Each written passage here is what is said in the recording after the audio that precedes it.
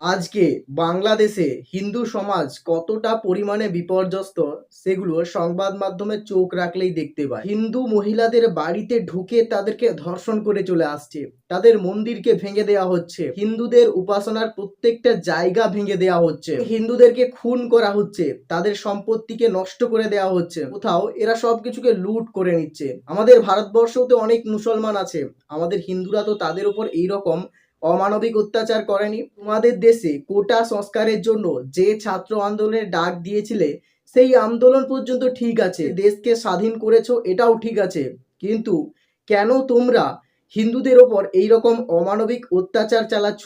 কেন তোমরা হিন্দু মহিলাদেরকে ধর্ষণ করছো? নিজেদের অধিকার আন্দোলনের লড়াইটা কেন সাম্প্রদায়িক আন্দোলন হয়ে যাচ্ছে? অধিকাংশ হিন্দুরাই বাংলাদেশ ছেড়ে ভারতে আসার জন্য ভারতের বর্ডারে এরা লাইন দিয়ে দাঁড়িয়ে আছে।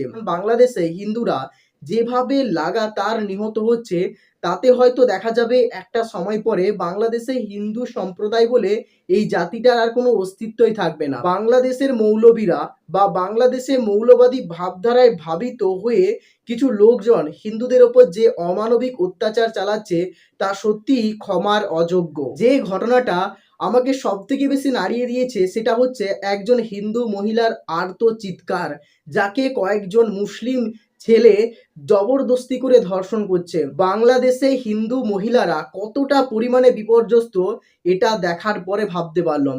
হাজার হাজার নারী আজ বাংলাদেশে ধর্ষিতা হচ্ছে, অনেককে মেরে ফেলা হচ্ছে, কেটে ফেলা হচ্ছে, হিন্দুদের সমস্ত মূর্তি ভেঙে ফেলা হচ্ছে, যেন বাংলাদেশে এক তালিবানি বর্বরতা শুরু হয়েছে, যেখানে হিন্দুদেরকে একের পর এক নিকাশ করে দেওয়া হচ্ছে।